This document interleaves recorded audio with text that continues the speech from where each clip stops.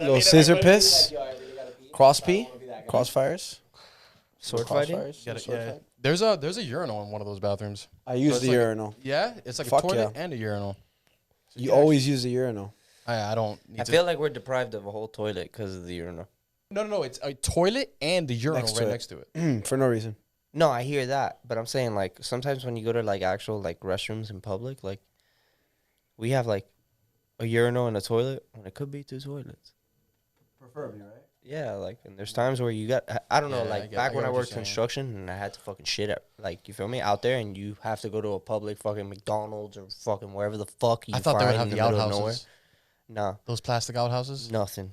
Dude, Because you're working on like on the actual street. It's FDOT, so they don't really like make a whole job site. Most of them are quick as fuck, and the ones that they do make job sites, you're only gonna be there for a month. So the company I was working for, they were like, "Yeah, fuck that. We're not getting you porta potties. Figure it out. Find a tree."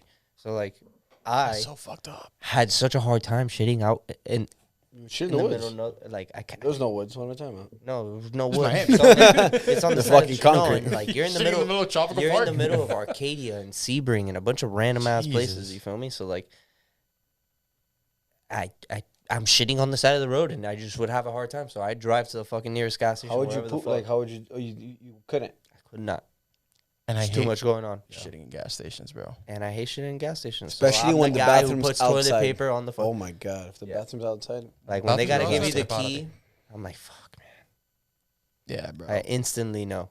I remember my heyday, like my little drug heyday, bro. Fucking going about different bathrooms and shit in the worst of desperations and just being like, smells like shit. just Just take it in. and then coming out of there and just being would like, you fuck rather, if you know it smells like shit, would you rather breathe in through your mouth? It just feels even worse to do. it. Yeah, you breathe in through your mouth, it's worse. Yo, I have a good question. Just because you Gross. said, would you rather? Would you rather be able to record your dreams or control your dreams? Record. Record, because you can do lucid dreaming. You can practice. practice yourself. You can practice and become an experienced. Same thing I said. But that's just like when you do that, you train yourself to also like get sleep paralysis. They scare Dude, I you. did. I've been doing that. That's been me. Did you for, fuck the with last that? couple months. I fuck with it. It was kind of weird in the beginning, but I got down to like a thought process that I had to get myself into and just being like, all right, cool. I'm in it. Never got scared of that shit? First couple days. First 2-3 days, I got scared of it. And then I would wake up. And then after, I think the 4th or 5th day, I would wake up. Or after those days, I would like always record myself, like record the journal. 'Cause that's what they tell you, like have a dream journal. So you could like write down all your dreams prior. And then just try to write down what it is that you remember, what it is that you saw. And then after a while, you kind of get used to like the numbing of your body. And then you start seeing the fucking demon, whatever. And then after the 4th day. Whatever. Yeah, no, it's scary, but it's just there. And I'm like, you're not going to do shit. It's not real. You're not fucking, Yeah, it's not you're real. not gonna It's a figment fucking of imagination. square up and shit in my dreams. But nah, you just wouldn't like, it wasn't there.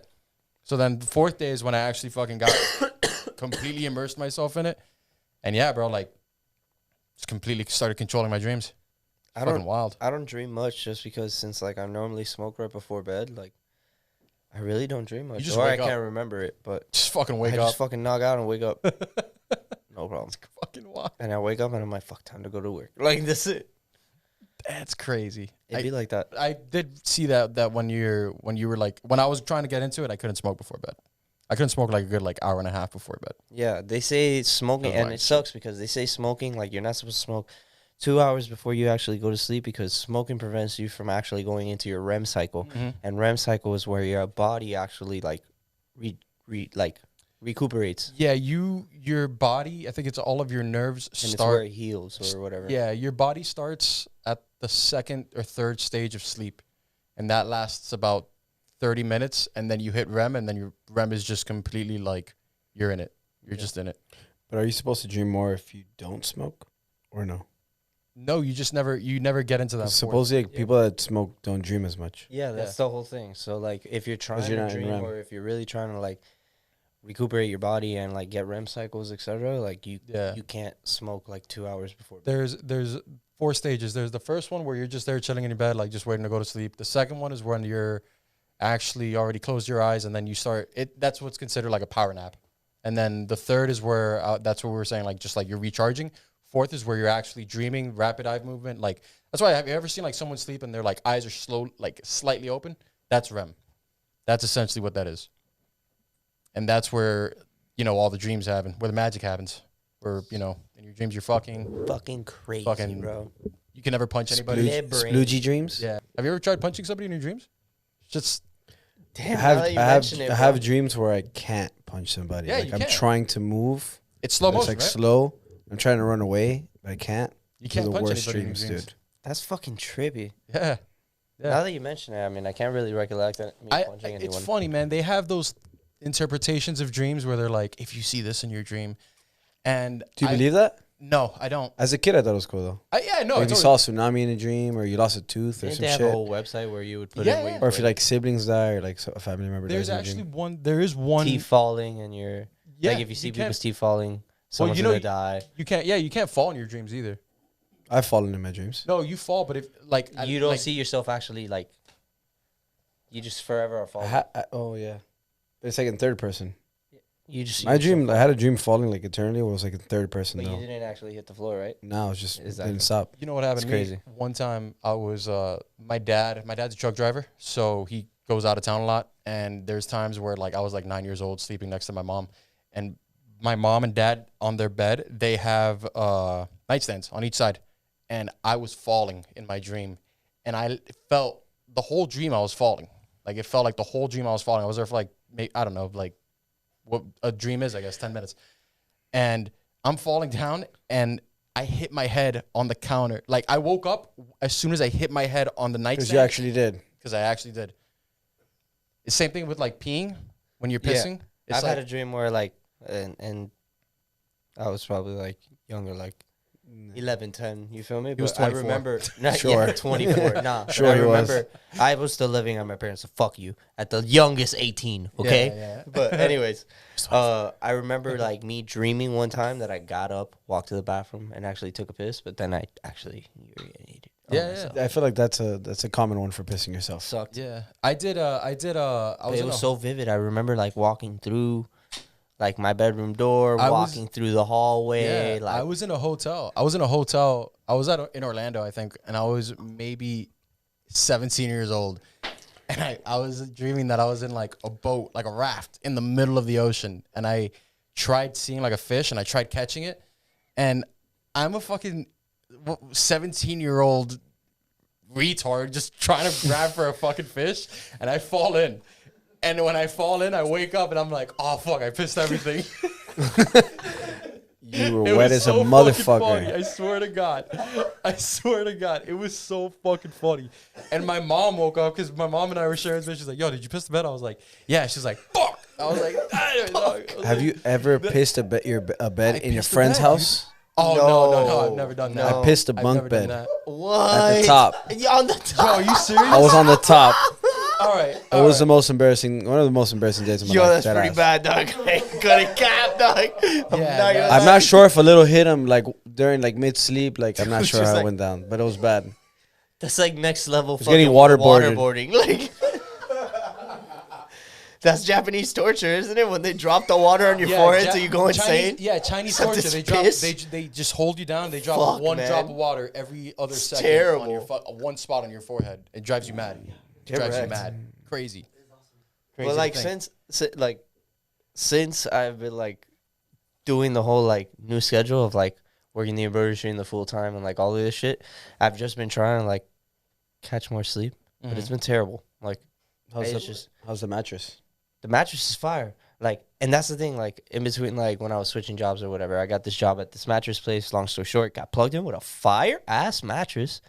Tempur-Pedic vibes, Like, nah, I got back issues because I'm flat footed and whatever. So like, you feel me? I get some foam with some spring. I get a hybrid. You know what I mean? Gotcha. I mix it up a bit, Gotcha, but I need nice. a little I have bit a hybrid firm right now, too. stability. You see, I you do. know what's up, dog. big boys need the support. Hey, but so, but I don't really get a lot of sleep, dog. Like, Yeah? and I don't think it's a bad thing either. Like, cause I read a bunch of places where like I read it on like obviously I'm one of those cornballs who like look up mogul shit and like actually see. I watch documentaries of like sleep 8 hours a day. that type of shit. 5 5 hours a day. that type of shit. But like it really be like that, dog. Like no bullshit. And especially if you're trying to like actually like implement like a health regime and shit and start working out and shit, that takes up time too, bro. Like inevitably. And so little by little, I'm trying to get better at scheduling and stuff and holding myself to this day I do this day I do that, this day I do this, you know? Of course. Little by little, it's just growing pains. Dude, we've got Nicholas Floyd and Danny's house in the motherfucking building. Sure. Culture and Coladas, ladies and gentlemen. Yes, welcome sir. for coming. Thank you. Yes, thank sir. you for coming. Thank you for having us, bro. Dude, yeah, welcome for coming, right? I said it a while ago. Thank you for being here. Yeah. No, thank you for having us. like for real. We switched positions. Thank you for being here. So how long have you been doing this? Fucking fuck it up. Let's do it. Let's do it. Yeah, I like this. All right. It's like when you go to the movie theater and the guy hands you the ticket. It's like, all right, enjoy your movie. And you're like, thanks, you too. And you're like, Wait a second. or when you go to the restaurant and the waiter's server? like, all right, man, enjoy your food. And you're like, thanks, you too. And you're just like, Wait a second. He's enjoy probably your mad shift. hungry too. Yeah. He's hungry as fuck. Sorry about that. Yeah, for sure. Drive safe. I was like, yeah, you too. Fuck yeah, it'd be like Yeah, that. I've gotten that at, like at fast food places, but no, digressing. Yeah. I've got stuff to congratulate the both of you for because this is the second time we do this. Yes. Second time we do this, but gotta congratulate the both of you. First off, congratulations, Nick, on Thank the debut album. Beyond Boundaries was great. Thank you, Loved brother. it. Zos, congratulations on Banchi's embroidery. Thank you. Thank you. Banchi's embroidery. I gotta ask you, Nick, what kind of thought process were you going through when you were making that album? Well, I made the album throughout like 5 years, so I think throughout the 5 years, a bunch of different thought processes throughout the whole experience. So a lot of negative parts of my life in the 5 years, a lot of anxiety. COVID hit too, and I hit like a huge slump creatively. So I think there's a lot of like anxieties within the album, but that needed to be released. And I feel like the 5 years is just like my struggle with anxieties. Like that's kind of like what the album is, but it's a positive thing too. Like I think the album itself is like me finally breaking the boundaries of my own anxieties as well. So I think like I'm super happy I released it. It's been weighing on me super heavy, so I'm happy. I'm ready for the next thing. I've always Ready had to keep it this, going. I've always had this admiration with artists, especially with musicians and people that just do art in general. Like whether it's what Danny does with his clothing. I've always had this admiration for artists that can be able to show those emotions in their music and whatever it is that they're doing, because it's exactly what it is. Like that's art right there.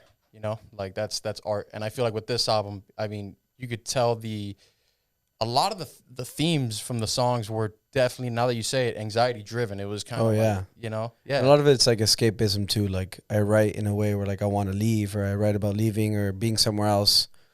So I feel like, part of me wants to escape and like do something else and just kind of run away, but we got to stay grounded as well. So I think I told you last time, it kind of definitely sounded like some influences from Tame Impala, from like Cuddy. for sure, subconsciously, for sure. Well, I try, like I think I told you last time too, like I try not to be like come in like, oh, I'm super inspired by this today, and kind of just let life inspire me and like the music that I listen to, but I don't go at it with like, this is like the thing I'm gonna do today. So kind of just like let it go. What music do you listen to? Radiohead, stuff like that. Tame Impala, Coldplay a lot. Nice. Lately a lot of Isaiah Rashad, the new album's fucking killing it. Fire. Yeah. Killing it. Wow, it's amazing. I've not heard it yet. Fire. Incredible. So It's super good. What would you say is like the genre that you would? What would you say is the one you identify with the most? I think indie alternative, experimental stuff. But yeah, a little bit of hip hop too. I mean, I want to start producing for people too. If you could get in, I guess you just answered this question. If you could get into like one specific genre that like you would never think of yourself to, like maybe I don't know. I would love to do something like a jazz band. Nice. Okay. That'd be fucking sick. That'd be hard. Danny got That'd me be into some incredible. fucking jazz, dude. Yeah. I love jazz. It's one of those things I would never see myself doing, but I'd love to do some psychedelic jazz. I think that'd be fucking cool. That's that fire. Danny got me into some fucking sick ass jazz. Yeah. I'm into jazz. I'm into Motown. I'm into blues. He has a sick vinyl collection too. I've been getting into more jazz because of you, and I've actually reverted back to listening to like Motown stuff. It's awesome. Dude, like, And that's the thing. I tell all these people who like say they like hip hop. I'm like, all right, if you like hip hop, do the research on like the actual foreground of like what started this shit. You feel me? Like what they sampled back in the what days. they sampled, and even like what your new favorite people are sampling, like, or even the legends in hip hop. Like, you feel me? What Tribe Called Quest was sampling, what Kanye West is sampling, what Dilla. Dilla, Madlib. Madlib, MF of 'em. Doom, what all of them were Wonder. sampling. Jay-Z's producer sampling, like 40, like all of them. Like, you feel me? The Alchemist, like, look up what they're sampling, dog. That's the shit that you hear, and you're like, damn, I understand why he went and put a piece of this. This is so fire that I would want to make something on top Would of you it. say that you do that with your clothing, with your For design? sure. Like, Like, would you say that you look at older designs and I'm a and you're sick like, damn, fuck this is with sick it as- too. Yeah. Like, and I think that's what, like, not to talk my shit, but I think that differs me from the others. Like, yeah, I've done my corny shit where I go and I actually get a brand logo and I throw my shit on it, and I hate that shit Yeah. with all of my heart. You feel me? Like, this is the only one I like semi accept because it was like a Florida thing, and I really just did this at first for myself. And I posted a video with it, and so many people asked me for it. I was like, fuck it. I threw it on a trucker hat to kind of like see, like, all right, let's see if you guys really fuck with it. Shit And it sold went out. crazy. My dad fucks with it. It dude. My went dad's an actual fucking trucker, so he insane. fucks with it. Literally, people like that. I went to the Keys like last week, and I was there for mini season. Nonstop, people were like, "Yo, where'd you get that hat?" It's a I'm like, great hat for the water. It's like, I love I don't it. know. Did you make it And for yeah, that reason though? and yeah, because like of the actual foam, it like soaks up the water well. But now, yeah, for sure. Like, getting back to like the question, I for sure look at old school stuff. Like, all right, the Cash or Credit shirt that had the credit card on the back. Mhm. Like, back in '95, Versace did a credit card shirt that was like a bunch of different credit cards with like MasterCard logos and a bunch of different logos. Like, and it was kind of like a, because credit cards were like new to the time, and it was like a big thing. You feel me? Mhm. And I saw that, and I was like, damn, that's dope.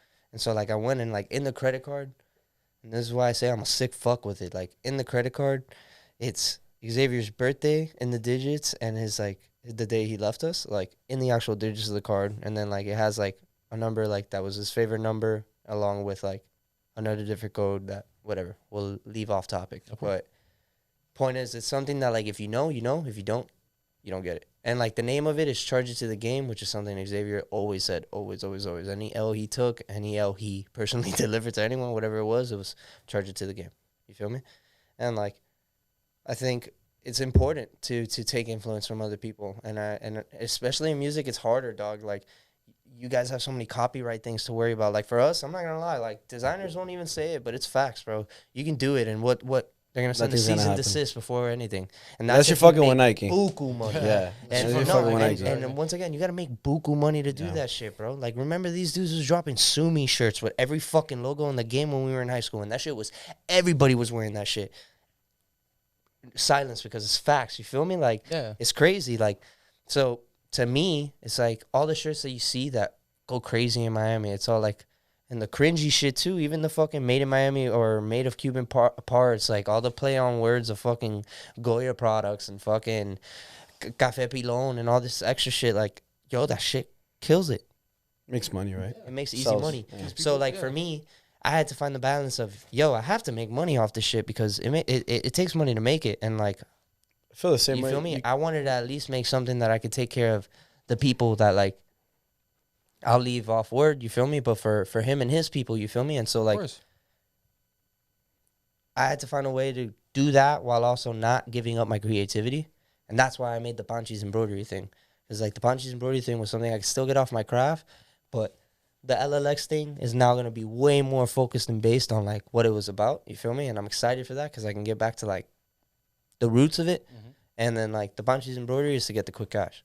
Nice. Like, and I can take care of other people and handle other people's things too. And sometimes I get to get out my creativity there because when someone hits me up and they're like, yo, I need a logo, I'm like, for sure, I got you. I do Yeah. the logo for them, send it to digitizing. I actually put it on the like product and they end up happy. And that's dope too, you know? I But- started doing the same thing with editing. With editing, it's like, you know, I helped out these guys with their editing. I was doing my own, and mind you, I was doing it out of the office that I had in my house. Zos was there. You know, he saw it. He was like, dude, this is nice as hell.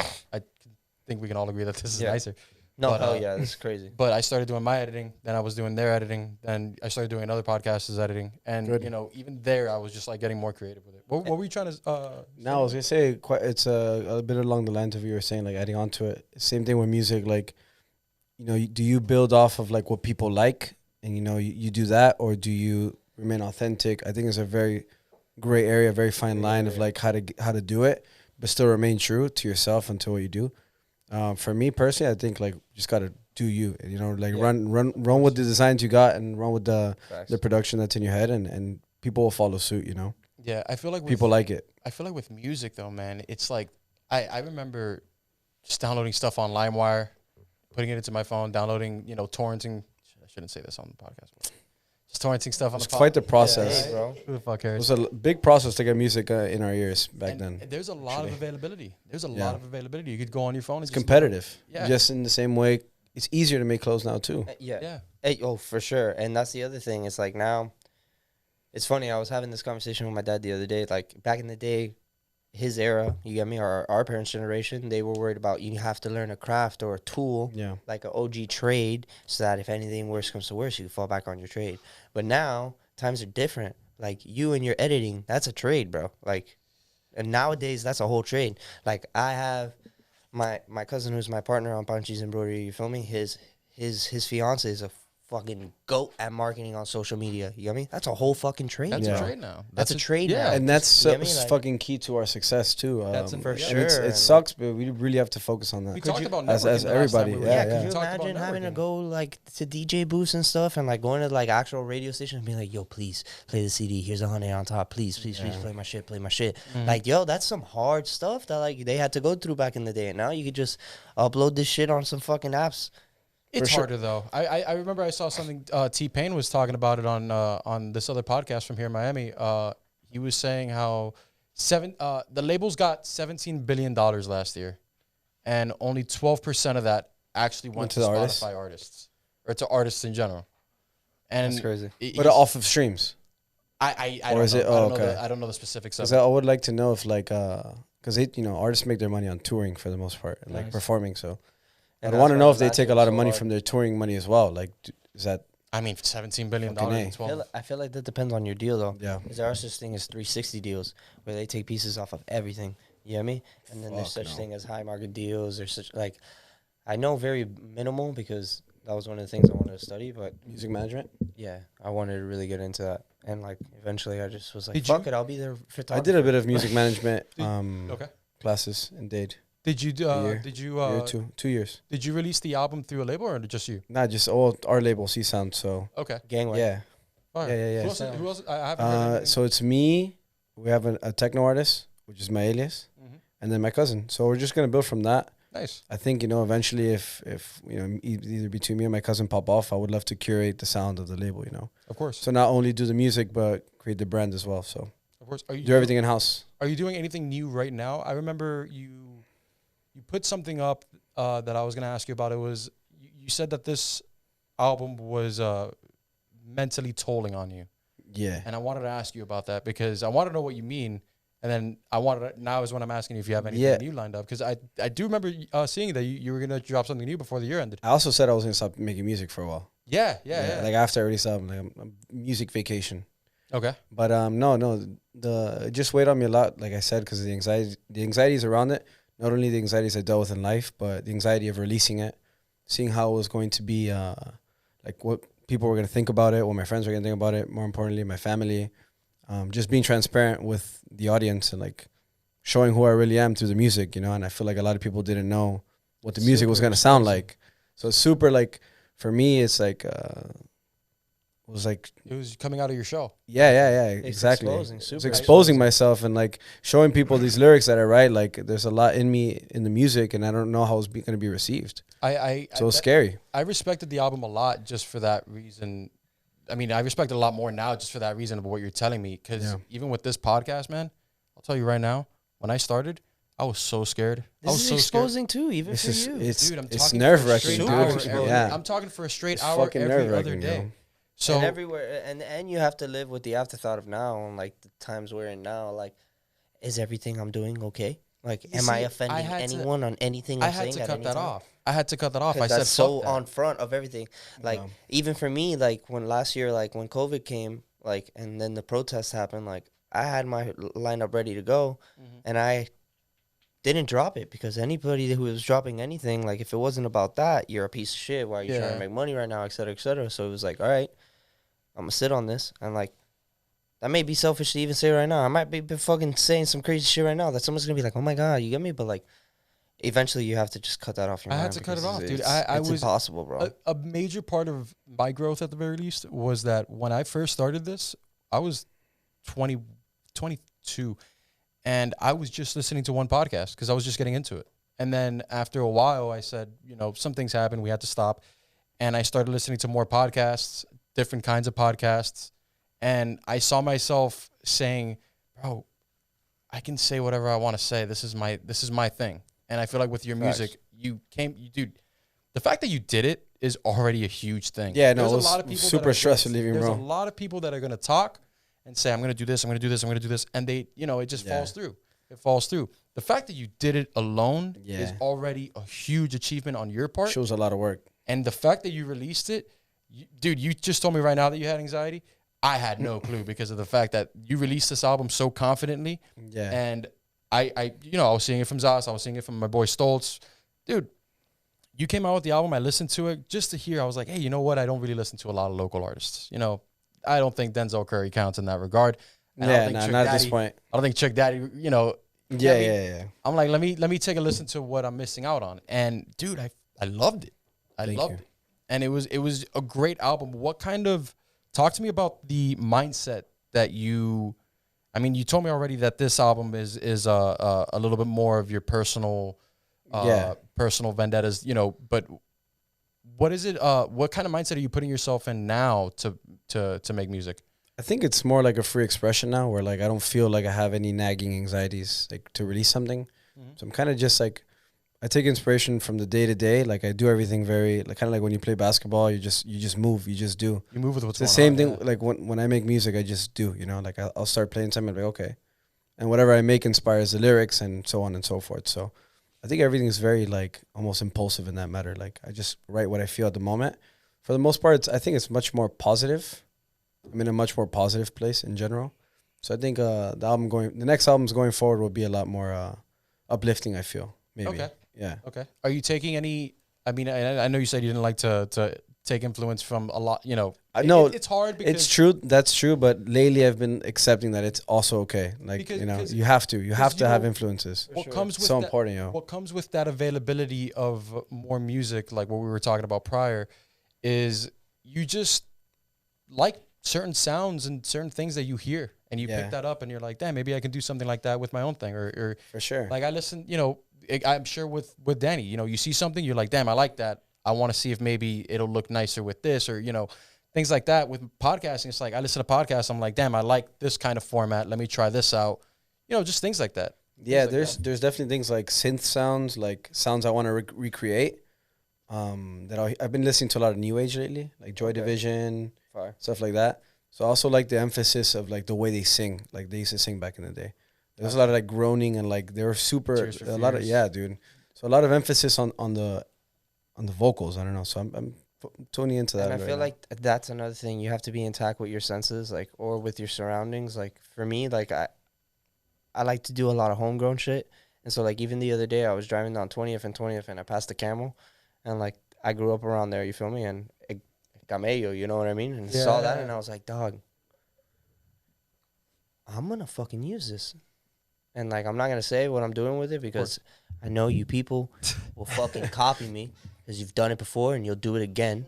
But Nico's just here like, damn, I shouldn't have sent this wave. But it's about being aware and like trying. You can't force it. It kind of just happens. Something happens to you at some random moment. You just see something or feel something. You're like, boom, holy shit. Yeah. Like literally the other day it happened to me at the gym. I was talking about Van Gogh on the mats with my homie Tito, literally at the gym, like having some random ass conversation. And we were talking about like my brand, and I was like, yeah, I want to make rash guards. And he was like, yeah, you should do something with Van Gogh, like on some plating shit, like on some Banksy shit. And I was like, oh yeah, like we'll fuck around and make it like a bouquet of cauliflower. And like he was like, that's fire. And I was like, not bad. Fuck. That's another thing we could talk about, like the idea of like how good ideas come out of random. Like, for me, it definitely just... You just see something and you're like, nice. But I had a drought for a mad long time. I'm not going to lie to you. So, like, when I moved into my new place where I had the room for the embroidery room and stuff, and this is gonna be super exposing, but like when I finally got the machine and I got everything after I did your order, and like I got a good amount of orders came in, I hit this moment of like, it's happening. Yes. Like, you get me? We talked about that. Yes. And like, even to go as far as to say like, I was so stuck in the moment of like, I don't have the excuse anymore if I don't have this or I don't have that. Exactly. You have the tool right in front of you. There's no reason And why now- you shouldn't be doing and what like- you're doing.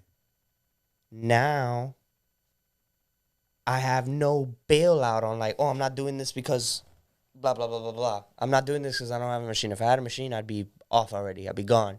And then like, it became a self thing now of like, all right, this is a self-doubt and I need to address this now. And so like, I muscled through a couple different orders. I still hadn't set up the room. I went on vacation, and that was when I was like, bro, this is it. I Like, remember seeing you. You had late nights and early mornings. oh yeah, like I I was, remember that. When I you was worked working on these ter- hats, he was I was up working there on fucking terrible early. I hours, and I remember was that. all over the place, and I was like, And bro, you were I still need working early too. and I was working early. I'm still working early, and like, but the thing is, I didn't have the schedule yet, and I didn't have the organization, and I also didn't fully go on because I was still using excuses of, oh, the room's not set up yet, oh, this ain't done yet, oh, I don't have this yet. So I was like giving myself any fucking bailout just to not do what was finally like in place for me to do, something I worked so long to finally achieve, you get me? And it's like, why am I robbing myself of this? Yeah. You know? And so like I went on vacation, I came back, I set up the room, I on the same day I set up the room, I banged out through like 3 different orders, and then like I finally realized, I was like, bro, The space is important. organization and space and like having actual like inviting energy into wherever you're working into, like even for you right now, I'm sure you can say like the difference of like when you were walking into a room, the same room that you like post in and walk around every day versus when you come into here now, like it's like This is You come here to do It's one thing. refreshing. this And is one thing only. Yeah, this is it's been very refreshing. That's a really or for good word you for it. you Yeah, with your me too studio, now. you got me Well, I like feel like the three of us have kind of found that Yeah, space now, Now where we can separate, Yes. work from, outside work and our real work, Yeah. our passion For- projects, Yeah, for me, what has been the main thing is putting myself in this situation to better everything. I mean, realistically, man, I'm in my room, I'm playing video games or I'm watching Yeah. a movie, and maybe I'm doing what I'm doing, but at the same time, I'm not fully invested into it. So I find myself here sometimes, and I'm just invested into it. I might have some music playing, but for the most part, I'm here, and I'm like, even if I don't have anything to do, there's still something to do. There's still something to read. There's still something to get better at. There's still something to put myself in so that it betters this whole thing, the process, everything. and everything. going into the actual physical place, like it instills a sense of discipline. You Yes. get me? Oh yeah. It The more you instills go, the more you more- want. You need to go. Exactly. Like, you need to go. and then it gets so fucking sick that like the day you don't go, you're like, Damn. I didn't go. You didn't earn the day. You didn't earn the Yeah. you didn't pay your dues. You get me? And Dude. like that's when that ties into like what I spoke to you about last time. Like, yo, it comes into the difference of like who does it for real and who doesn't is those who fall in love with the fucking else. That's what I was telling. That's what I was Like- saying though. There's people that talk. There's people that talk a lot. 100%. There's people that are gonna tell you, yeah, man, I'm gonna do this.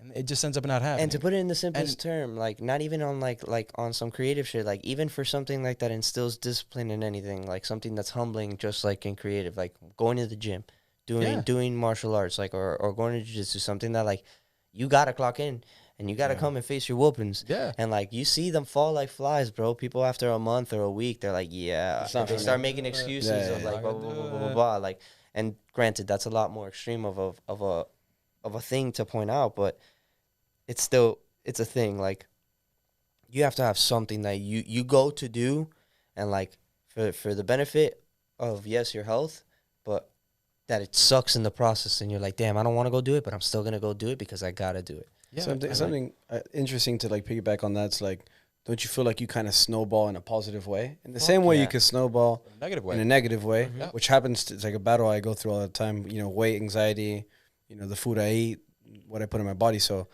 like when you start to go to the gym, when you start to eat good, you start to be more inspired. You start to do more of what you want to do and what you love. So, I think that's super important. Like Yeah. you have to have a hella balanced life. Dude, know? I lost my job 2 weeks ago on Monday. my girlfriend and I broke up on Tuesday, Nah, and yeah, I didn't know that. and it was kind of fire because like I realized I didn't want to laugh, dog, but fuck. Holy shit. Ice cold, baby. Ice cold. Burr, it got chilly in here. Sheesh.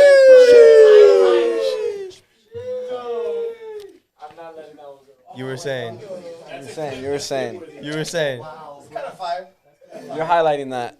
You're putting it on the IG, right? Yeah, no. So we broke up on Tuesday, and kind of fire because that point, you know, I sat down and I was like, damn, what am I, you know, I'm wasting a lot of time right now. I'm wasting a lot of time, and yeah, being jobless sucks, but I have more time for this, and I've had more fun in the last 2 weeks doing this than being with my girlfriend and working. So at this, you know, and you don't laugh. I know these people are We're on edge already. No, he's right, though. You're right, though. It's just an allocation of time at the end of the day. 100%. And it's time that I'm not spending here. It's time that I'm not spending doing my craft. You've also put yourself in a position of desperation. Like, in the sense of, like, I need to do it now because I have no fucking excuse. I'm jobless, so I got to push. Yeah. And I think that's something I need to do. Like, say, fuck the fucking 9 to 5. Oh, man. And let's go crazy. Now we're getting into it. I'll tell you And this. let's just I was dig. supposed to quit my job August 1st. Let's just fucking I dig, broke you know? promises. I was supposed to quit August 1st, and I didn't. There's- Let's get into it because I'm pussy. I love comedy. I'm pussy, bro. Yeah, same here, bro. I need I'm that pussy. money. I need to jump off the But bridge. you're and making I can't, you're already dog. making money out of thin air. So you got to keep pushing. I haven't Yeah. found the way to do it yet. You know, I Like- can produce for people, but And that's why I feel it's even not worse about myself. I'm monetizable like, the way that is. Dog, like it's there. You could do it. I love comedy. I listen to a lot of podcasts from different comedians, and a lot of them say the same thing. The moment I became a successful comedian was the moment that whether I quit or I got fired from my 9 to 5, I ended up being a full-time comedian, and I ended up succeeding because the 9 to 5 that I had before became comedy, and that 9 to 5 ended up those hours I put in. A lot of it's man hours, man. A lot of it's just man hours. It's just putting yourself there. Yeah. It's just even when you're an Olympic swimmer or whatever. If you put man hours into it, you're gonna get better. When you're in the gym, you're gonna get better. What is it? A master's is supposed to. I think when it's 10,000 hours. 10,000 hours, you can officially. You could say that you can apply for. Shit happens to me where like when I may be on boundaries, when I finish the project, I was like, will I ever make anything better than this? I had like serious doubts about it. Like I thought it was incredible, and I was worried that I couldn't provide that again. Surely enough, a few months later, like I keep working, and the music I feel like I'm doing now is much better. So like we don't stop getting better at what we do. Do you think that it's also like that change in you overcoming that anxiety, overcoming that? Probably too. Yeah. I'm creating it in a more free manner. So I think so. Yeah. And that's another thing that's cool about like the arts. Like your art grows with you. Mm-hmm. Yeah. Like as you go through this life shit, because art's exposing, like we discussed earlier, like you're giving a piece of you in that. So like even for myself, like I feel like before I was a lot more like boom with like a lot of my designs that like I'm not anymore.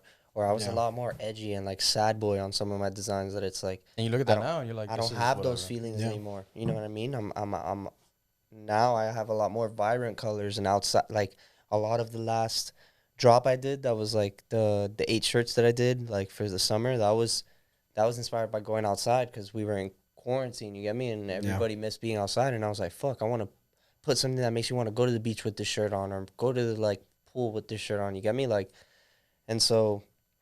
That's another thing of taking influences, and also your art just growing with you and through the times. Like it goes through the experiences with you. Like I said, listening to those podcasts, I wouldn't be where I'm at right now if, talking this freely, just shooting this shit if it wasn't for the podcast that I listened to. Are you working on anything new right now? For myself, yeah. I like for LLX specifically, yeah, I have 2 hats on the way. Nice. And I have some shorts coming out. You gotta give me the hat. The hat before the drop, though. I got you. No, I got you with that for sure. And I also Both of us. I also have a 1-of-1 I'm doing on his hat that he don't know about. What? You Nice. see how I get him? He's making You see how I get 'em? adaptations to the designs. A ver? Nah, I'm it was fucking something around. I Go told crazy. him. It was something I told him on some throwaway shit one day, and he was like, "Yeah, that sounds fire." I was like, "Yeah, for sure." Oh, did we talk about it? Uh huh. I remember now. Don't So say yeah, it. it's gonna be hard. And I want to get a lot more into like one of ones with the embroidery. So like, give me a denim jacket. You can. That's Give me a amazing. denim jacket. I got you, baby. So Gotcha. I want to do a lot more one of ones and We'll shit. give you a feel me? kilt. Dude, do a fucking culture Coladas jacket. That should be hard. Rock that shit Hell like a uniform, bro. Hell or a yeah. tracksuit. And also, I'm gonna do my rude plug-in right now. If you need any embroidery, hit up Panchi's Embroidery at Sure guy. Panchi Embroidery. That's PANCHI. 2 product samples Embroidery. right now. You Bam. see it. Bam. Look, we do side of the hat too, baby. And it comes out straight. We don't do none of that bullshit. And you see the He's foam, very- baby. he's honestly- Ain't no foam coming out of it. All of it comes Super from these anal. hands, Super dog. anal, man. If it don't He's pass fucking- me, he really- it don't go to you. He likes it in the butter. Yeah, he likes it. Huh? Nah, he's anal about the designs being straight. Like Of we course, threw of course. away a few like 2 hats. You know, like it has to be perfect. No, you know? yeah. No, I- So it's What? very perfect Dude, guy. yeah, bro. I paid him for 2 hats back because I'm like, I'm not giving you this. Dude, So, I'm yeah, And I do- still do give him the business hat with him after. 'cause he's a fucking yeah, man, bro. dude, And I I would still keep get that him hat. that. I would keep that hat. You guys like follow like baseball, like trading cards, like sports cards? Hell yeah. And I so have much. heat, and I'm not discussing. Yeah, but I no, got that's fine. heat. Dude, there's Fucking, like, I found 3 fucking giant mega decks at my mom's house, like the books. I used to have the books, and I got some heat. The only one that like I know is heat is my basketball cards. Like I have the LeBron James privilege cards? Yeah, the rookie cards is called the privilege something. Yeah, I yeah, forget. yeah. And long story short, it's a 23 pack, and one of them's going for like 1,300 Oh, you bucks had- on eBay. Is that the one where it's like he has it in the St. Thomas uniform and everything? Yeah. nah. I had that, dog. I have it, and I have it fucking That's clean, crazy. I had it. I don't know where the crispy. fuck that is. Crispy in the sleeve. Bro, you guys were looking at each other. I thought you guys were gonna like one of you was gonna propose. I swear to God. Over LeBron James? Yeah, He doesn't even like you guys LeBron were just James like looking at that. each other and like I don't was like shit, we're about LeBron to watch James like this. that. MJ my goat, but Yeah. No. Uh huh. that's facts though. I have no Yeah. problem. But he I- ruined my favorite movie, Space Jam. Yeah, he did. Both. I think LeBron did a better job acting. Oh my fucking god, dog. Come oh on. my god. What Go was that leave other a movie review you- I on think so. IMBD, bro. What was that other movie? Go ahead and leave a Michael review Jordan for was him on horrible, IMDb. dog. No one cares, dog. It's Michael fucking Jordan. All right, He was all in the right. 90s. He Wait was up, wait literally up. doing it while training to what? Oh yeah, make his comeback from baseball and win another chip. Okay, but He was inviting Reggie Miller and all them boys to play games in between sets. Space Jam 1 wasn't that great either. It was just good because we were Terrible. kids. But it was the first. Yeah, I was like, yeah, I It's get got it. nostalgia to it. It's kind of And like it was Star horrible. Wars. It's horrible now when you rewatch it, but at the Yeah. time, It's kind of like Star Wars. every For kid me, loved it. I didn't like the new Star Wars films from Disney. No, Disney the new went Star to Wars. shit. It's Disney ruined Star Disney Wars. shat on it. Disney Shite. just shat on it. I You don't gonna tell me really- homie can just pick up a lightsaber out of nowhere and start wielding You're gonna it? tell me that Princess No Leia training. out of a fucking sudden could just fly through Dog, this is space, bullshit. just back into where she needs to be? Bullshit. You've never thought of doing like film editing and like getting into that? I 'Cause would you love fucking to. you fucking love movies, bro. I would love to. I love movies, dude. Dude, I watched Mystic River not too long ago. Mystic River is fucking Never great. seen it. No, have you seen Mystic River? Nah. Sean Penn, Tim Robbins, Lawrence Fishburne, and Kevin Bacon. Great cast, great acting. Can't even like not. It was a great movie. But yeah, no, I would love to get into. You film ever editing. feel like you want to do like DP or like an AC double or something? penetration? Come Just on. kidding, man. Director that? photography. No. I've never thought about directing. Honestly, Nah. never thought Holding about the camera, moving it. Directing. Nah, I mean, I guess if it's something that, It's nice, bro. yeah. I mean, I don't know. I've just never really. I miss it sometimes. Yeah, I've Yeah. never really held cameras before. Never really like I like taking pictures, I guess, You but can edit films. That's fucking but- crazy. yeah, amazing. I think film editing would be something I'd definitely be into. I remember, dude, the reason why I got fired from my fucking job, it was because they wanted me to start doing their social media, and they knew I did editing too. So they were like, "Oh, can you edit the videos for and like photos for?" Yeah, they're like, "Can you edit photos for the social media?" I was like, "Yeah, that's fine. Am I gonna get paid for it?" And they told me, "Yeah, you're gonna get paid." When it came time, I remember it was Friday. She calls me, or my manager calls me, and she tells me, "Oh, look, we want to start posting today. Do you have any ideas?" And I go, "Yeah, I have a couple of drafts already up. I'm waiting. I wanted to have this conversation of compensation. Am I going to get compensated for this?" She goes, "Yeah, you're going to get compensated. It's your job." And I go, "I'm sorry, what? You told me I'd be getting paid for this. She wasn't lying. I would have, yeah, she wasn't lying, but I would imagine that she knew that I was Yeah, talking what you about An a little bit more. augmentation, yeah, like a raise. So, bro, I'm sorry. Nobody's gonna cógeme de come mierda. You got me? Nobody's gonna, take me as un sapingo. You know what I'm saying? Yeah. Like nobody's gonna take advantage of me. No, essentially. facts. So No, and all these jobs be doing that now. yeah, and I was like, okay, like, I'm sorry, you know, I thought we said that I was gonna get paid for it. She's like, yeah, you're there, clocked in, you're gonna get paid for it. And I go, hey, look, I'm sorry, I'm not gonna be doing this then. You know, you let me know right now, but I'm not gonna be doing this again. And she goes, okay, so you're not gonna do it. Fine, perfect. Hung up the phone on me. I was like, all right, cool. I already knew who I was working with, dude. What was your job? I was selling patio furniture, man. It was another shit job that I was using to get to, you know, get by school and Yeah. stuff and do this. I mean, And yeah, she Monday came. She's like, oh, I think it's crazy that an employee wouldn't accept another responsibility from an employer. And I go, I think it's crazy that an employer expects an employee to accept this responsibility without getting paid for it. Because this is not in my job. Spitting. it's not in the description. Not in my job description. This is bro. not something that I'm supposed to do. You look for me for money. I'm a sales associate. I'm gonna give you money. You don't give me benefits. You don't give me PTO. You don't take care of me.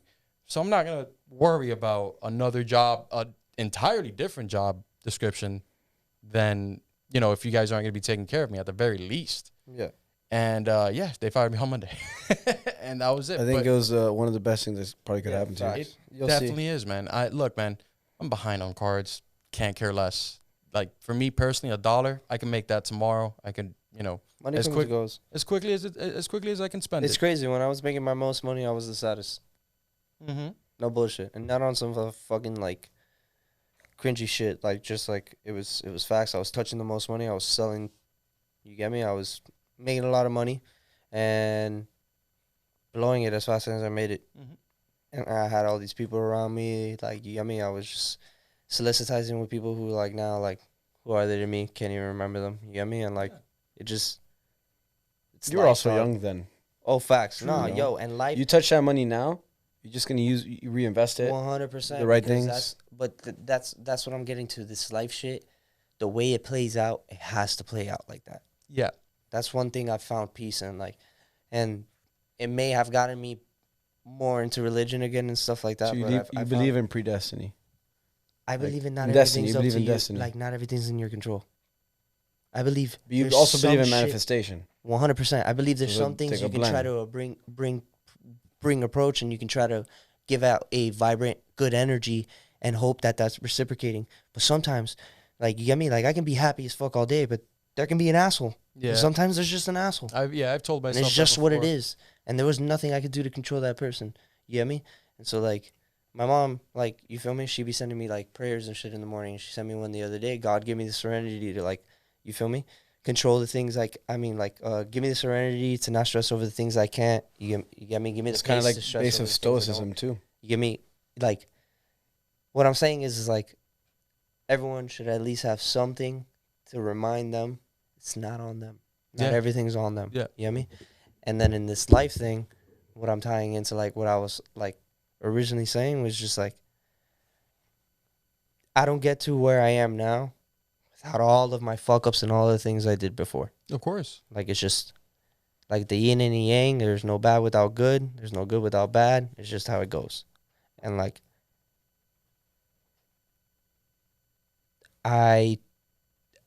I think the only obligation any human has, and like I think I shared this last time, is like wake up and attempt to be better than you were the day before Exactly. in any way you can. And like in any experience you go through, whether it be a positive experience or a negative experience, try to take from it what you can. Not as much as the emotion, but as much as the actual experience and the lesson in it. Yeah. Learn from every lesson. Because even like when you go to therapy and shit and you're revisiting traumatic experiences or moments, like you have to revisit those when you do something called AMDR, where you like revisit the moments and you go through that experience with trying to separate the actual emotional like trauma or just emotion you feel from that exactly, just so you can analyze the actual experience in itself. And I try to approach that with everything. Yeah. And sometimes maybe too much. Sometimes I'm an Overanalyze, overanalyzer. yeah. You feel me? I'm a fucking bad motherfucker Well, at what's that. the worst that's gonna happen? You're gonna kind of like if you compare situations. Prepare for the best and expect Yeah, the if you worst. compare Like, situations and stuff like that, and you know it's already in hindsight, you're comparing these situations and you're analyzing these things. At the end of the day, you're just gonna overthink it a little bit, but that's Facts. about it. But I feel like I struggle with like hyper awareness, like being too like analyzing things too much and being too in my head about things, and Yeah. that's like probably one of the lead things in my anxiety. That and the fear of the unknown, that I don't know when I will die, what will happen to me in my sleep. Like sleeping is like you're falling into the unknown. Like, so I've had some trouble sleeping because of that anxiety. Might sound trippy, but No, we that's don't right. know a lot of things, you know. So I think I've just lately been trying to practice being in the present, being aware. You know, the day is today, and we can only live the moment. So Yeah. the more we can just like, you know, focus on breathing and focus on the now, like the more the anxieties have little by little start to go away. But it's a fucking practice. It And is it's a an up practice. and it's an uphill battle for the most part. You But know? do you also believe there's like healthy fears in that as well? What do you mean? Like healthy, like oh, I mean, for instance, like when we were getting into the 9 to 5 thing and knowing when to jump off the bridge and stuff, like at what point is it you being at like on some point like responsible? You get me? You trying to make sure you feel all those things and like you're trying to like make sure all is good, or just being like how I said, a fucking pussy and not jumping off the bridge when you have the opportunity or when it's time. You get me? yeah. It's hard to know when it's that, but that's the Yeah. beauty in life. You don't fucking know, and you just Yeah. kind of roll with it, and you see. And where sometimes it takes you, works man. out and sometimes it doesn't. Yeah, and Because like, that happened to me recently. Like, I got the studio, I got a new job, I left my family company that's doing incredibly well, you know, but I was working 50 hours a week and I wasn't able to do what I loved. And, you know, I was making excuses for myself. Oh, I can't go to the studio today. I can't do this. I can't do that. But surely enough, as soon as I left the job, I got a job in design district. I got a studio right next to it, like 5 minutes away, where I can kind of hone in and just go and do it. I work 4 days a week, so I work 1 day less, and just that alone has done some fucking wonders for me. I'm not stressed about my job being a manager because even on my days off, I was getting calls from employees or from other people and about the job. So you're not off, you know? Yeah. Couldn't disconnect. So, and I gave myself excuses for like a whole year and a half. That was like from COVID on when I was dropping the album. So it was like when my anxiety was the worst. And also tying things with, like, you know, within the family business, your parents fucking, you know, your dad's bitching you out. Like, bitch, you don't bitch me out like that, like to the other managers like that. Like, talk to me normal, you know? Yeah. Fucking son. Have Yeah. you Also, tried? it's not have easy. You tried CBT, cognitive behavioral therapy? I know. It's just essentially understanding that like the reason why the ways that you're thinking are just unhealthy, and just trying to get overcome that. Just overcome that. Some of those ways that, like, you know, that anxiety that builds up when, yeah, you know, you're saying like your dad's bitching at you. It's kind of just, it's coming to the terms that what Danny was saying, like, not that your dad's an asshole, but like that maybe in the moment he was being more, you know, more brash than he, like, that you were comfortable with. And then it's just saying like, well, I can't control that. I can't control him.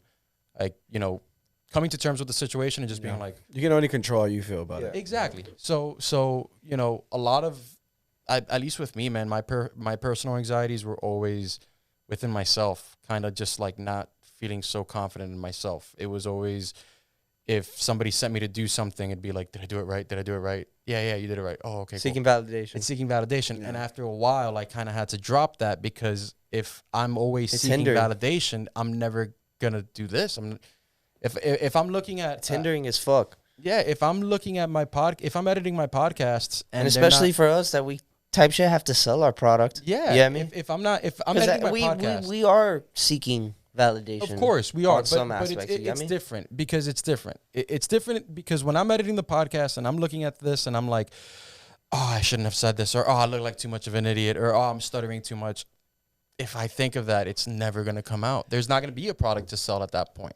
Regardless of whether there is or not, somebody's going to buy into it. Somebody's going to do something with it. You know what I mean? Somebody's actually going to invest their time to listen to this podcast, and they're going to enjoy it. You know? So with all that said, that self-validation that I kept looking for in the beginning, I had to kick that for this reason alone, because like I said, if I kept looking for the self-validation, I was never going to drop an episode. I would never drop an episode. And I mean, that's why I kind of asked you about that cognitive behavioral therapy, because it helped me a lot. Drugs definitely did a number on it too, for sure. I mean, just getting over that, but whether that's healthy or not, you know, I guess anybody takes it as it is, but just putting myself in the headspace of like, it's not up to me right now. And whatever I do is going to be very minuscule to the bigger picture. Yeah. You know, I guess just that, you know, at the end of it, like I said, it's just understanding that we're numbers, you know, we're numbers. This is nothing to the bigger picture, but it's everything to me. and that's kind of like what matters. That's You know. and that's the other thing. Like,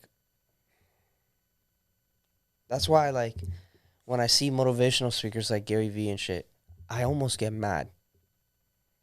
I fucking hate Gary Vee, Wait, dude, so I get I it. don't know, And but here's why? Here's I don't know why. his, but- Because when he says things like, live your life, quit your 9 to 5, chase your dreams, all of this stuff, it's like, bro, I fucking want to. You can't. It's not that easy. Not, and it's not always the smartest thing. You got to fund your dreams. Exactly. I mean, So it's it's unrealistic to some extent. It's good to come from, the point of like, I need to get it now, but you don't have to, It's good to always be thinking about your craft, for sure. Even if you're at your 9 to 5, I mean, sure, put whatever mind you want, or put whatever thought you want into whatever you're doing at the moment. But like, I'm sorry, when I was working at that patio furniture place, I was just thinking about my podcast. Oh, and facts. what I was gonna do. And that was That's just why me. where I'm working at, it kind of works because it's not very mind consuming. So it's like, cool. I can answer Turn off. emails and do things while I'm there. Yeah, autopilot kind of thing. It's kind of like an autopilot kind of thing. I just hate Gary Vee. No, Yeah. he fucking boils my blood, bro. He's just like, it's not. I get it, dude. Like, I obviously understand. All he says is, "Yo, your mom and dad don't want to see you succeed. yeah, Don't listen to them and quit your job and send it, bro. Yeah, it's just like- fucking send it. dude. I remember he had this guy. Send it. I remember seeing the first video, the only video I think I've ever seen of him on YouTube, and he's like, this guy's like, oh yeah, I want to be an influencer, this and that. He's like, all right, cool. So tell me, man, what do you how many times are you posting a day? The guy's like, oh, like 2 or 3 times. He's like, all right, well, first off, you got to up those numbers. Okay. If you really want to get to where you're going, you're going to have to up those numbers. You're going to have to be posting every day, just do this. And like, the guy's just like, he's basically just telling this guy, like, you're a piece of shit at what you do and you need to do more. You need to do more. Yeah. And like, again, dude, the message is respectable and I understand it.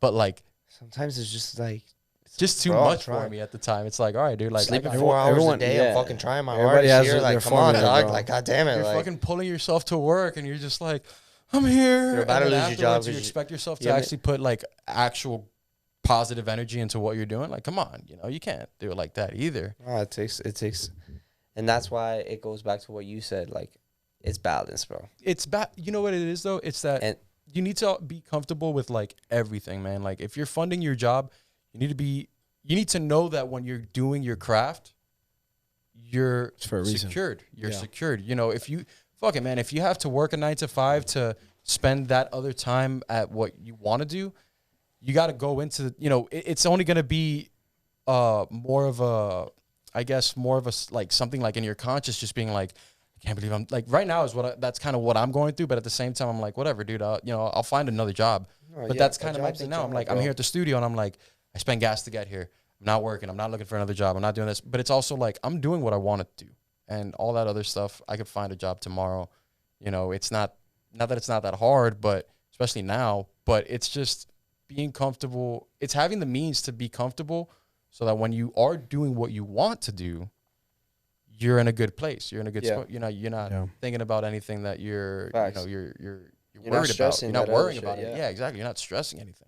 Yeah. Silent killer, dude. My It's dad- the beautiful fucking balance of entrepreneurship. Huh? Isn't Yeah. this fun, dog? My dad used to tell me, he's like, you're only looking at the trees, bro. Like, there's an entire forest, Yeah. So it's like, I think a big problem with people who walk out of like their passion projects just are really impatient. They want to get it and they want to do it now and they don't want to work hard. Like, we've been working hard. We've been working, undercover. We're just moving low. We're just doing our work. Nobody really knows what we're doing, but I put out projects. I'm doing my job. So eventually it'll feel like an overnight success to the point where like, oh shit, it popped. And then, but nobody knows how much time that we've put into this, And I promise you, everybody thinks it's an overnight success. There's so much work behind that. Yeah. That's So the much fucking work. Nobody knows. Nobody wants to work that hard. I think It's that's the annoying. problem. I think that's the problem with social media, is that the thing with social media is that everybody wants to see what you're doing. And if they don't see you doing or succeeding or at least working towards something, they're automatically placing this label on you. And that's the problem, is that it's become such a thing. It's become such a norm that people will post everything that they're doing throughout the day that, yeah, when you're not posting about what it is that you're doing, they're like, oh, he's not doing anything. Oh, he's probably not up to anything. It's like, dude, don't worry about It's funny, me. like, Yeah. For me, right now, my Instagram is like, the only thing is to know about me is that I'm making music. yeah. Like, that's it. And that's it's the only funny, thing I like, use it for. my clothing brand Instagram, it gets dead as fuck when I'm working the hardest. Yeah. When I'm really, really cooking, Yeah, you're not on I'm your IG posting and shit. shit. You're not doing You nothing. expect me to Not be on my posting IG shit. while I'm doing this? I'm Come cooking, on. like, you know. Half the time, I just want to delete my fucking Instagram, but we can't do that. Yeah. Yeah, Can't no, do you that. can't. No. You can't. It's a tough trade to be in if you don't have that. You know, it's Bro, and I don't have that push and like the motivation to post on IG like that, bro. I don't have that. Like, it's not No, there for me, yo. and I suck at the whole social media thing. It's not my thing, yo. wish I could might let get my better. girl run that, to be honest. No, yeah, like my. But then like I it said, gets my corny, partner's- right? My could partner's get corny. fiance, she's really good. So Oh yeah. yeah, so I'm having her do mine. Yeah, no, with me, it's just more like I just try to do one a day at least, one or two a Something. day. Just post something, whether it's something I've already done or it's something that I'm doing in the moment. Like I won't post too much about me editing, but best believe like whenever I post anything about like my old like a post of my podcast or something like that, you know, I'm if I'm not here, I'm over home editing and I'm on my phone because I use my phone a lot to edit some of the graphics that I've been doing. Same. So with those graphics, I'm on my phone and I'm like, oh, somebody just tagged me in something. Let me repost that, or let me, it's just little shit like that you got to get It's through. a grind. It's a And grind. it's annoying as fuck. It's but annoying. you as fuck. got to do Because it. people also want to feel like they're a part of something. So like, Facts. if they like what you do, they want to be a part of like what you do. They want to see how you do it, how you get it Especially for done. You guys. Yeah, like obviously like when things pop off more, like going on the live, like kind of just talking to people, like that shit's important, but it's not me. Yeah. But it's gonna like se me tiene que nacer, like I gotta do it, Mhm. because it's important, and I want to help people too. To if I ever get to the place I want to go to, which I will, like I want to help people coming up, like. Do you have any questions about production or whatever? Like, I would love to help people out. Because nobody helped me out. Like, I didn't know how to do it. So Yeah, I said. But I feel like we say that, but then when shit gets out of hand, like you can't control too many things. So I said that with podcasting. I was, I didn't really have much help here. These guys have helped me out tremendously, but Yeah. until this point, everything that I had to Just learn. you. For me, for Yeah, my same. close shit, I'm not gonna lie, I didn't have no fucking help. just fucking and learning, I'm gonna talk my shit educate. here because there's a whole lot of fucking people out here with brands that if it wasn't for me taking my L's how I did, and getting waxed on the things that I did, and getting taxed as fuck, and learning, okay, Mhm. this is how I buy bulk. Okay, this is how I get a sales tax. Okay, this is how I do this. Because this I is how got do waxed that. too recently. Remember I told you? And what happened when I brought you to the game? You feel me? He was like, "Fuck, okay, I can go this route." You get me? Like, Because I did my and merch I'm that first type time, of and I'm person. learning things too. But luckily, I had him. And- He and advised I'm me that a type fair of amount. person, like, if there's cards I can show you, I'm gonna show you them. And that's something that, Yes. like, granted, there's people who are close to me who fucking hate that I do it. Like, there's people who are like, yo, you need to hold your cards closer to your vest, because the thing is, it has bit me in the ass before. You get me? There are people who go on and forget to give you those roses. You get me? And forget to they I forget. think for us, there was no really conflict of interest. No, in that fuck no, sense, no, you know no. what I'm This saying? is more towards, Yeah, like, it depends. If with people their- are that want to do clothing, they want to do brand. You're you not feel gonna me? try to This tell is them more what the like fuck we're in the same in lane. and out about it. I scratched your back. There's not really scratching of the back on my end, et cetera, et cetera. Yeah. And still to this day, I didn't give a fuck about that. Like, what I care about the most is when I perish and when I'm gone. Like, and granted, like, everyone says, oh, I don't give a fuck what people say about me, blah, blah, blah. But I care about, like, whatever legacy I leave to, like, at least my kids or my loved ones. And it's that I want to be known as, like, yo, that dude, any knowledge he had that could help me, he gave me it. The goal for me personally, when I started doing this whole thing, was just being the man, like being the man, just knowing what I do, doing it, and yeah, having those questions at first, but it became more of a if anybody had questions, they can come to me and ask them. I said this on my podcast with Ling. I was like, I had a friend of mine that told me this. I used to work for him, and the whole goal was to be the man. If anybody had questions, I'm the guy that can answer them. And I want to be the guy that's as humble as the days are long. You know what I'm saying? I Yeah. wanted to be that guy because, bro, realistically, yeah, man, none of us had help in the beginning. And we spent more money than we probably should have. We took longer roads than, it should have been a little bit short. But we did it, and we're here now. And the whole point of doing what we're doing is to continue to understand ourselves, because we're obviously creatives, but it's also getting to that knowledge of, bro, if anybody had, you know, if anybody needed some sort of guidance, or if anybody had some sort of questions that they just couldn't understand, it was answered by, you know, the guy that at the very least could help you out. You know what I'm saying? And that's one of the shames of Miami that I feel like sometimes, well, a lot of times really, in all the different lanes, we see a lot of like crabs in a barrel mentality where like people don't really want to like look out for you and shit like Not that. at all. And it's very Not at all. Not in the music scene. Oh, at all. bro. So for clothes, Zero. it really is like that. They're like, there's a lot. I've of got like, no Miami- love from other musicians, like, and I know they're like looking, and I know they're listening to the music, but there's like no real like support within. Not even like, Oh, good that's what I'm saying. congratulations. Yeah, that's you know? the crabs in the Not barrel. even like, that. Me, on the other hand, like, I don't give a fuck. Like, there's if I none respect of that. you, whatever, I want to show love. Like, Yeah, and that's what I'm give saying, credit and, where like, it's due. So, Yeah. In clothing and shit like that, there's none of that, bro. Like the brands that do blow up. but I and think shit, it is a Miami thing, you though. know, Huh? yeah, and that's what I'm saying. It's that crabs in a barrel mentality of like, I got to step over you to get on top of mine. And like, I'm grateful. I'm very, very grateful that like, I don't fall a victim to having that complex. Like, you Same. know, I'm very like, yo, listen, I'm going to show you how to save money and how to do this shit. You want to start a brand? I'll teach you how to get a brand, dog. Listen, you're going to go to fucking Sunbiz. You're going to go ahead, you're going to open an LLC, or if not, you want to open an S Corp for tax purposes, okay?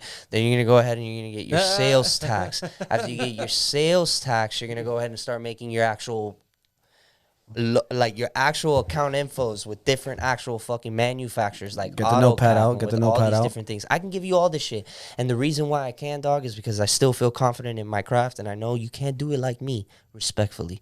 But what I'm saying is So humble. I don't, But I don't, confident at the same time. I don't need to hold that to my chest, and I find great confidence, and I find a lot of like pride in the fact that I look out for others, because I want people to have the same fucking feeling I have when I finally make something and I bring this out and I'm like, this is mine, and somebody sees it. They're like, yo, that's fucking hard. So hard. I want to give you this so I can have it, and now I can wear it. Like, that's fucking like, I can't say the sentiments I get when someone like, when I see someone wearing my shit, or even now when I'm doing the embroidery, like when I see him wearing this shit, and when I saw his, like, it was crazy. I used to be the guy on his side that was going to different people who did like the embroidery and things like that, and seeing their like, and me being the one that's reacting like, holy shit, my shit came to life.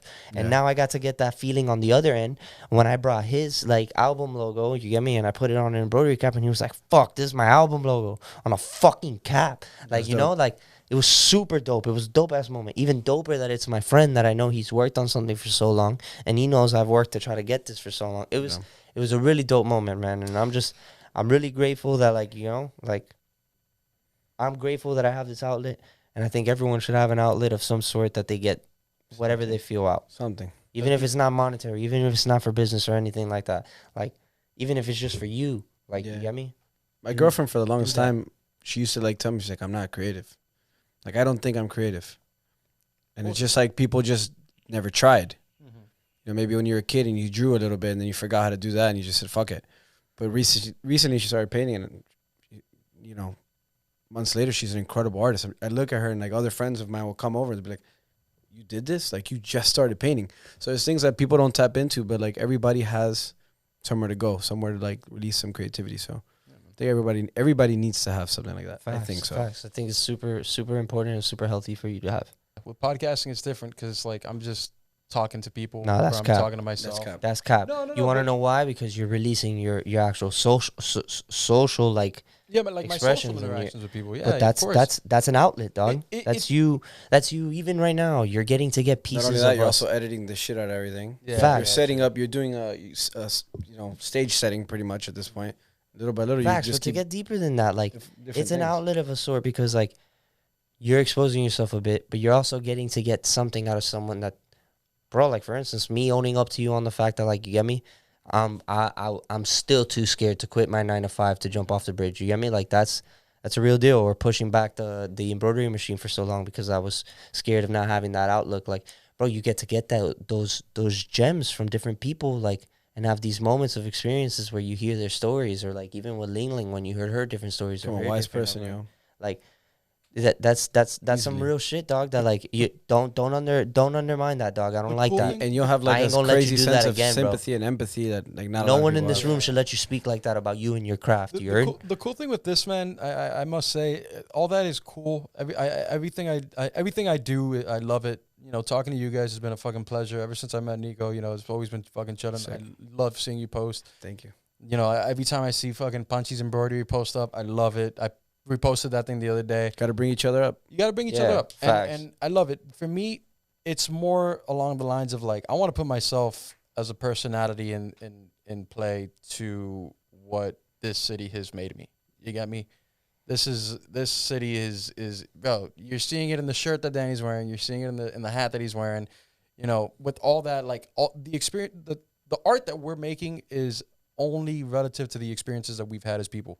And the cool thing with all of that is that you get to do that. And with podcasting, it's like, bro, my personality, I want it to be because I'm from Miami. I want everybody to know that when I step foot out of Miami, I'm from Miami. Yeah. When I go to LA or Atlanta or New York or wherever the fuck it is, I've only been to LA or Atlanta. And Denver. You own it. But I own You up own there. that shit. And I think want all of people- us, right? We Yeah, all want yeah. to build Yeah. something from our city. And I don't want to run away to London or to New York and Fuck no. Exactly. and build from there. And not No just the point. accent, not just the accent, but it's in what I wear and what I choose to wear and what and in everything. My mannerisms in and everything, how I in move, like- yeah, even the Spanglish, even the fucking Spanglish that slips out when I'm in Denver and I'm like, puedo coger the chicken and waffles, and they're like, what? What? And I'm like, Yeah.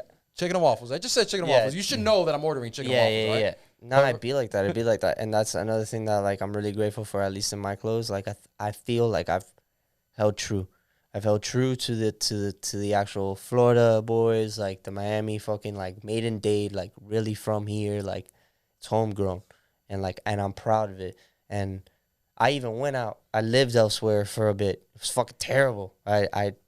And some people would even go and be like, yo, that's hindering as fuck to you and your growth. You need to be able to adapt to others around it. Fuck that, bro. I live in the greatest city In the in world. the world, bro. Yeah. I bleed this shit. And I hope to one day be a figure of some sort where I can be like, yo, I made it to a point where I had this platform that I looked out for all the little other people like me that were down and out, you feel me? And had this one little goal.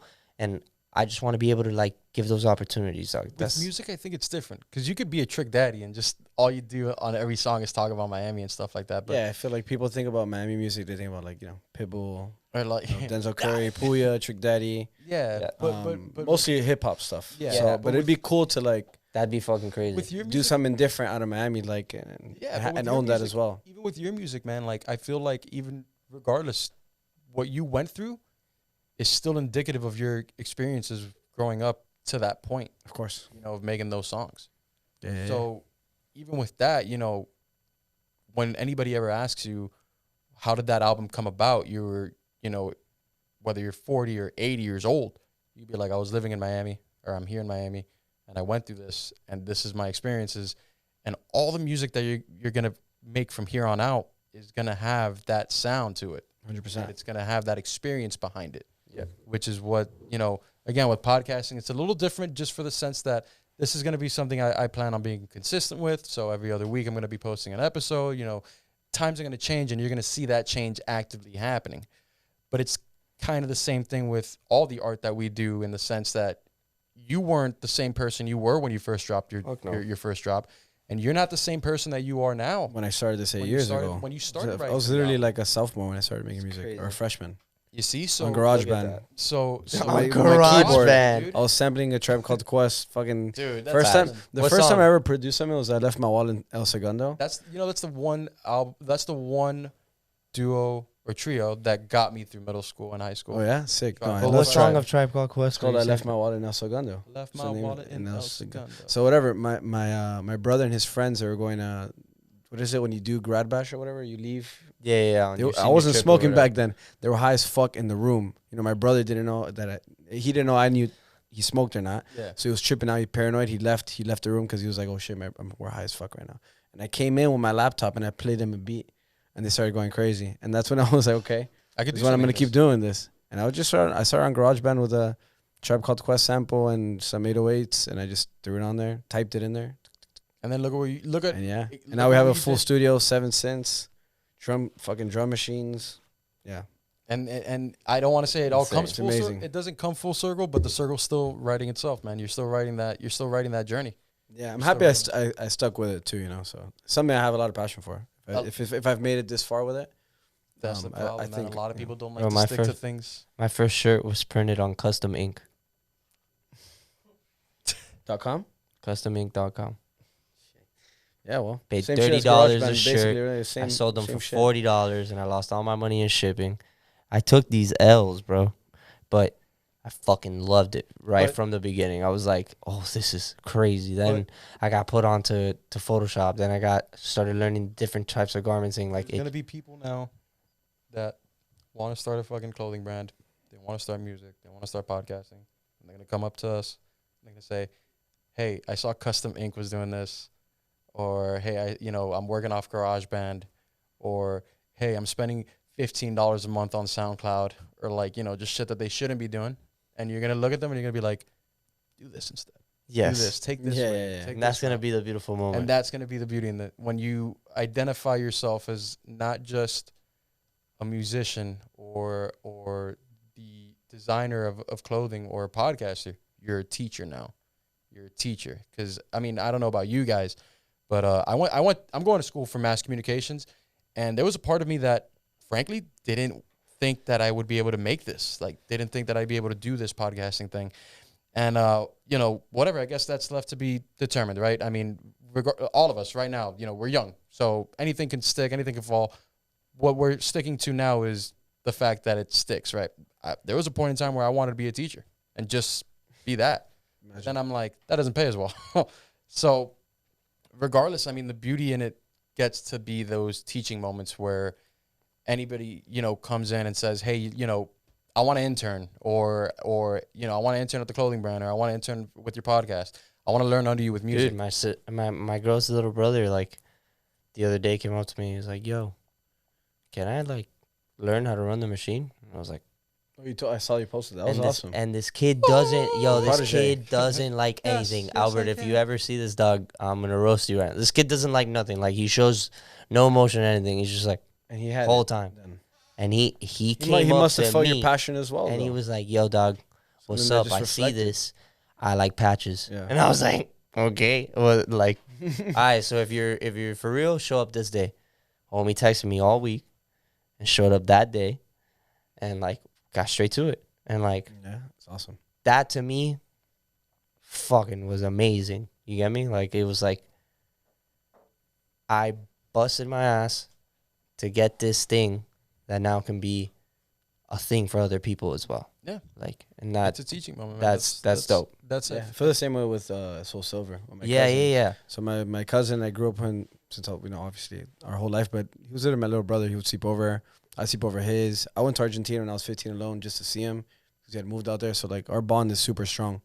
We're like brothers. He's my little bro. And I was producing at the time in Argentina. He's like, "Yo, I wanna start singing." I'm like, "Bro, you don't got it.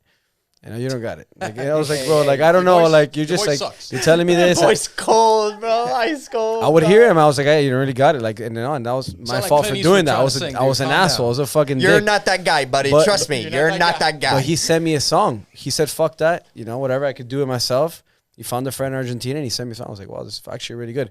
When he got back, we started working together and it's been amazing to see him grow. He writes better than me, I would say. He's got a great means of finding melodies and very creative in that aspect in which I'm not. So I learned from him with man, that. and look at I've that. learned from him how to write and how to have emphasis in the Yeah. vocals and You look at melodies Young and whatnot. Thug, So it's man. Young amazing. Thug is considered one of the better rappers of our time just for the sense of that he knows what a melody is. You could think whatever you want important. about mumble rap and stuff like that, No, but it's important. Melody you is gotta huge. give respect Melody's ginormous. to that sense that he knows what Rap a beats melody- alone don't sound the same. Like if you just hear an instrumental, it's like whatever. But Kanye- once a rapper finds the Yes. melody within it, it takes off the beat and it sounds incredible. Kanye has a interview with Ellen where he talks about how he thinks to him. Sorry, You remember you I'm so don't- obsessed with Kanye that I can fucking. No, I know, but it's just. you've seen the edit?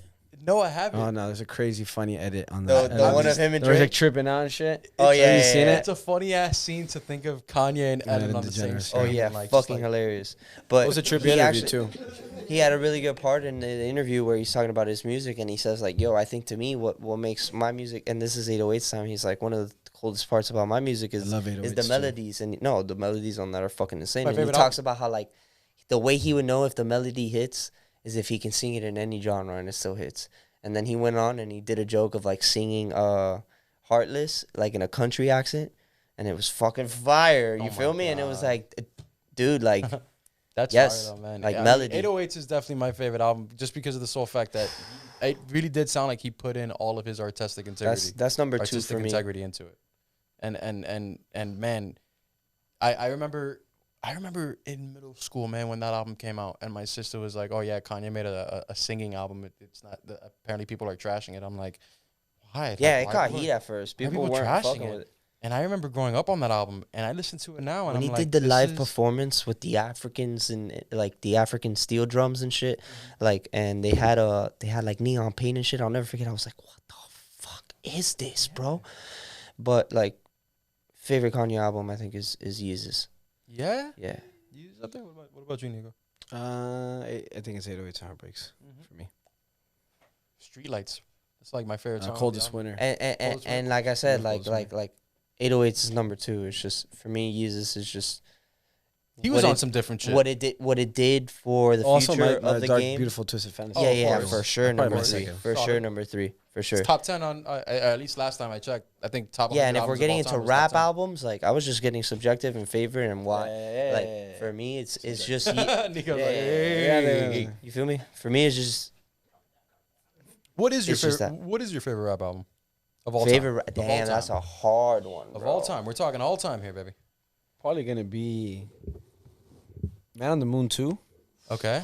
Just because, like, what it meant to me in middle Okay. school growing up, Okay. like what he spoke about, it had to be Man on the Moon 2 for me. It fucking resonates a lot. I've got 2. Yeah, and if not, it's probably 808s as well. So it's like between the two. I've got 2. It's Midnight Marauders, Yeah, and the other one has to be Mos Def, Black on Both Sides. fire.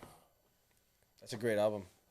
And then if not that one, I mean, man, I grew up on Jizza, Liquid Swords. That was my Fire. Nah, Liquid classics. Swords is probably my favorite Wu-Tang album ever. Some Classics. shit. But like with Black on Both Sides, I mean, it was weird because I was in middle school when I first heard it, and it kind of made me understand the struggles of a black man. But I was the exact opposite. I was a white teen, so in Miami. You had a crazy complex going on there. You're like, what Yeah, the it's a fuck's very going on? very weird dynamic when I'm listening to Black on Both Sides in my room, and my mom comes in and she's like, "Hey, yeah, so," and I'm just like, My dad smacked me in the mouth because I listened to rap once. I remember My yeah. dad called He it picked me música up de from middle ganguero school. and música de I got in the negro. car and I put Power 96. Rap came on. I was like, Psh, don't put that shit. Literally. Yeah. Yeah. Do you guys Yeah. remember listening to Y100 going on your way like anywhere in the morning? Yeah, of like, at school? course. The phone calls in the Elvis morning? Duran in the morning show. Elvis Duran in the morning. Yeah. Elvis. You know, what's I ain't funny? giving that boy no money.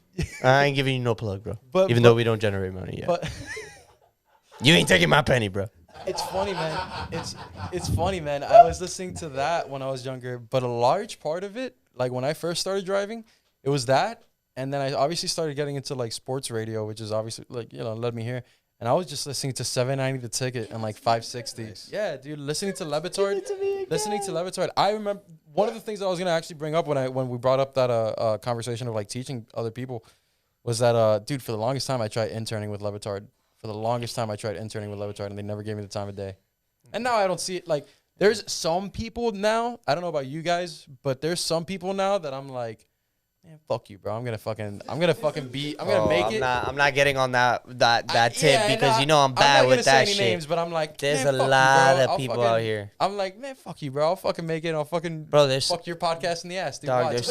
there's somebody who fucking hit me up this week who is a big homie of mine. I'll be respectable enough to acknowledge like he's definitely more on than me. You feel me? Yeah. And he knows I do clothes. He's even like fucking like tweeted that like, yeah, collab coming soon and shit. And this guy's got plugs crazy. You feel me? Like fucking ginormous brand that I will not mention.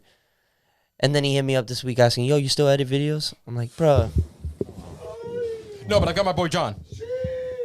let me talk to you right quick, dog. Let me talk to you right quick. Like, didn't you just hit me up like 6 months ago saying we were gonna link, and then you sold me out, and then There's a lot of people like that. Though. like, bro, like There's a lot of people. Like I told you, man. There's a lot of people. so you know, he's one of those people, and I won't say it's on some like animosity shit. It's just I'm a competitive motherfucker, bro. Yeah. And I so get like it. when that happens, I'm like, I get it. It's just bet. there's a lot of people. There's a lot of people. Remember when I told you there's a lot of people that talk a lot, and then it's like it's not even about making plans and stuff. It's like even when you get to that bigger scale of whatever scale that you're talking about with your boy that he has this larger brand, right?